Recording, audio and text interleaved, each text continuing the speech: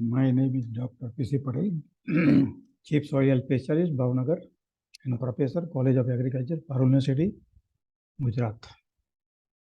So today the topic is the influence of soil pH, means soil reaction, on availability of plant nutrients. So here the figure of Mati Mate Agromart Private Limited, and another firm is Shivam Agri Clinic and Laboratory. It is located at Bhavnagar. So we have the scientific instrument ICP OES, and we are carrying out the soil, water, and plant analysis.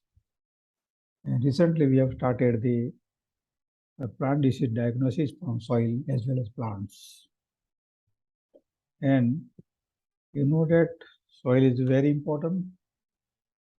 So we should have to save the soil. So soil pH is the foundation of soil fertility. Soil pH is a master variable in soil. It plays an important role in the soil biological, chemical, or even physical in some instances. Managing soil pH is a critical part of the soil fertility plan. It has been observed that soil reaction, means soil pH, play a pivotal role in determining the nutrient availability for plants. Soil pH affects nutrient availability for plant growth. In highly acidic soil, aluminum and manganese can become toxic or more available.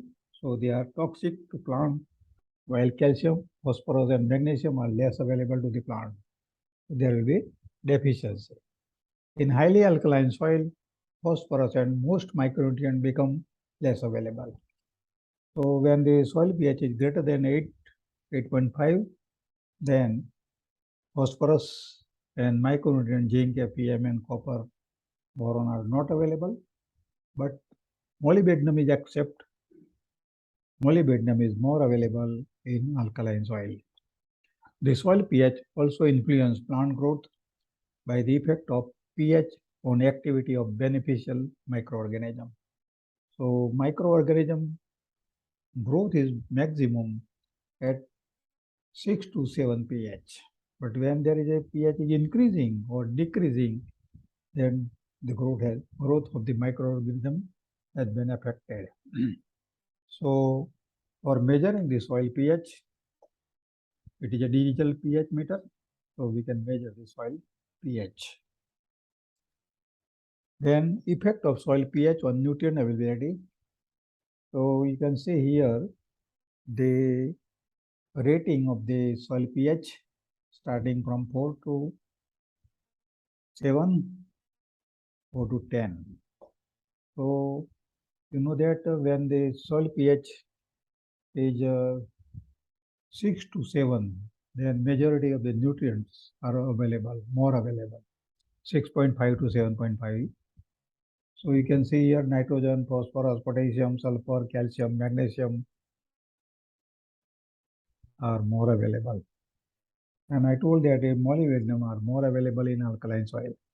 So you can see that when the pH is increasing, 8.5, 9.5, even 10, then molybdenum is more available, and it is sometimes toxic when it is more available.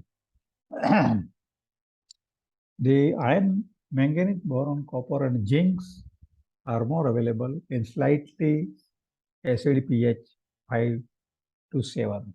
So here you can see it is more available.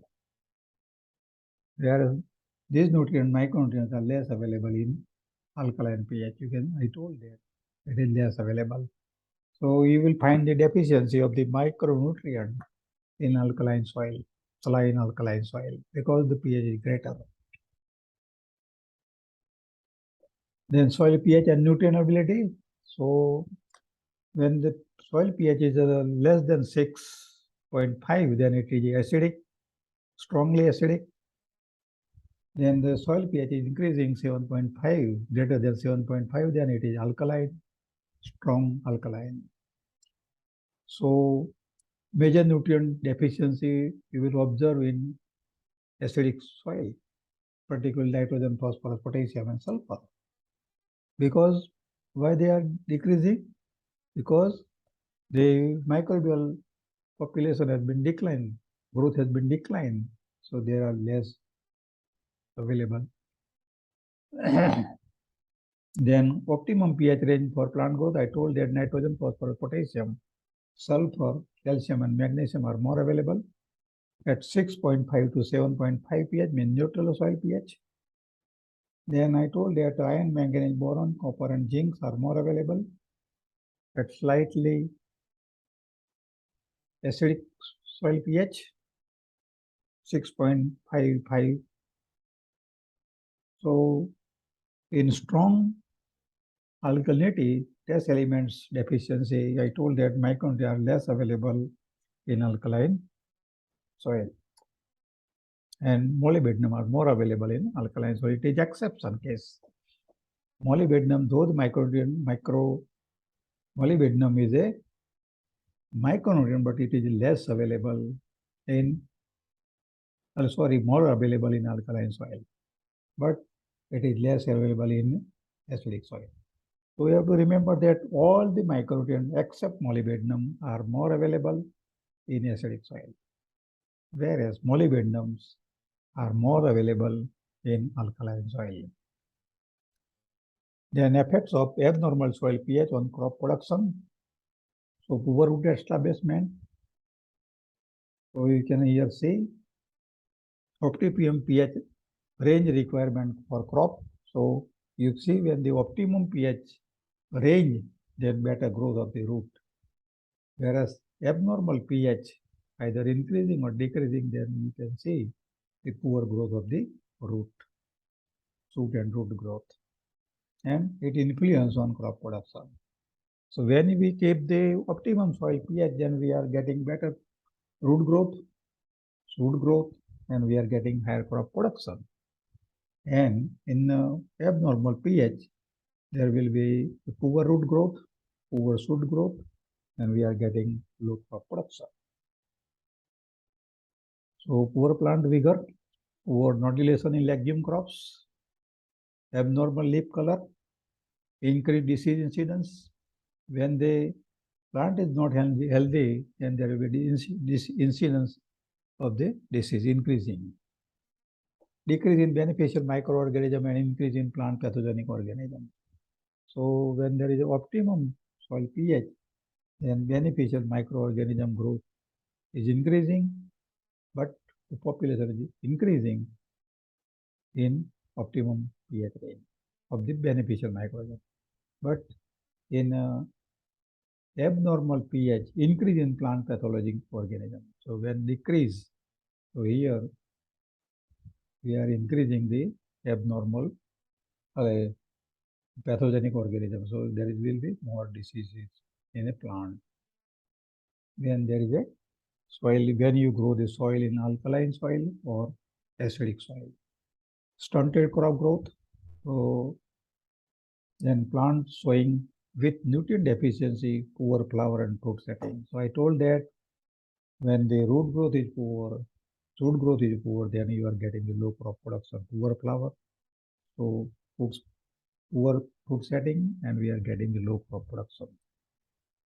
In crop production, we should have to maintain soil pH between 6 and 7. Some crops are more sensitive than other to soil pH. So it depends upon the crops also. Sorghum, lucerne are resistant in higher soil pH. Similarly, potato growth are better in slightly acidic soil. So here you can see that when the soil pH is 5.7, then corn yield is 83% of its potential. So potentiality is 100. Suppose you can see that when the soil pH is 6.8, then we are getting the 100% crop yield. So we are getting the crop production of the corn potential. But when the pH is decreased, then the crop productivity of the corn crop is decreasing. You can see that at 6.8 corn, wheat, alfalfa, lucerne, and soybean give 100% yield of peak potential. But when pH is increasing, so except lucerne, corn, and soybean yield has been declined. When the pH is acidic, 5, then you can see here the corn, wheat, and soybean yield ranging from 73 to 79. But alpha growth is only 9%. Similarly, at 4.7 soil pH, the growth yield is drastically reduced on 34 with 68 and lucerne only 2% and soybean 65. Then buffering capacity. So buffering capacity retains the pH of the soil, meant it resists in soil pH. Either you are adding the acid compound or alkaline products, but the pH remain constant. So soil with high cation exchange capacity possesses good buffering capacity, which in turn can resist change in pH. So you know that in black soil, the cation exchange capacity is greater. So black soil have higher buffering capacity as compared to sandy soil. So sandy soil has low cation exchange capacity, so it has low buffering capacity. So clay soil have considerably high amount of cation exchange capacity. I told that is black soil, then silt or sandy soil. So silt and sandy soil have lower cation exchange capacity as compared to the clay soil or black soil. So the buffering capacity of the sandy soil and silt soil is lower as compared to the clay soil or black soil. In an alkaline or basic medium, the concentration of hydrogen ion is low. So in alkaline medium, the concentration of hydrogen ion is low, whereas hydroxyl ion concentration is greater. So hydrogen ion will compete less with other cation or exchange sites, and more base cations will remain on the particle exchange site. Thus, the cations are least susceptible to leaching in alkaline conditions. This process occurs in reverse in acidic medium as hydrogen ion exchange the base cation from the exchange site. These nutrients are released in the soil solution, which is either taken up by the plant or ingull leaching losses. So the cation exchange capacity is dependent upon clay and humus content. So sandy soil, I told that cation capacity less than 4. Silt loam soil, it ranges from 8 to 22, whereas in clay soil, it ranges from 18 to 30. So the cation exchange capacity of the clay soil or black soil is greater, and that is why that soil is fertile one as compared to sandy soil. Changing soil pH. Some fertilizer can change soil pH and increase or reduce the amount of nutrient available to. Fertilizers such as crushed sulfur and some ammonium-based nitrogen fertilizer lower pH. So it is an acidic fertilizer and makes soil more acidic. So when you have the alkaline soil, the pH is 8.5, then we should have to use the sulfur fertilizer or ammonium sulfate or urea, because we want to lower down the pH from 8.5 to 8, so more nutrients are available to the plant. So importance of buffering in agriculture, stabilization of soil pH, so the regular plant nutrient availability, the amounts of amendment required to change in soil reaction. Then soil factors that influence micronutrient availability, so soil organic matter, soil pH, boron, soil texture, mycorrhiza, chlorine, and molybdenum. Then here you can see that increasing soil pH reduces fertilizer derived nitrogen oxide emission in intensively managed temperate grassland. So scientists have studied. So our study indicates that long-term liming of acidic soil in accordance with good farming practices is a promising management option for mitigation of nitrous oxide emission from denitrification in temperate grassland ecosystem. The relationship between soil pH and cumulative nitrous oxide emission was linear and negative, corroborating previous studies where liming lead to reduced nitrous oxide emission. Our results provide evidence that liming should be included as an option in greenhouse gases mitigation assessment, and that soil pH should be considered as a significant variable in regional and national greenhouse gases inventories. We estimated that increase in soil pH of grassland in Ireland over the last 12 years potentially reduce national nitrous oxide emission by 95 mean emission over the period, with potential for further reduction by up to 254 if all the remaining acid soil are brought up to optimal pH. So liming is beneficial and it helps in reducing the nitrous oxide emission. So here we can reduce the global warming. So you can here remember that increase in soil pH reduces fertilizer derived nitrogen oxide emission. So it reduces the nitrification rate. So there will be a reduction of the nitrous oxide emission.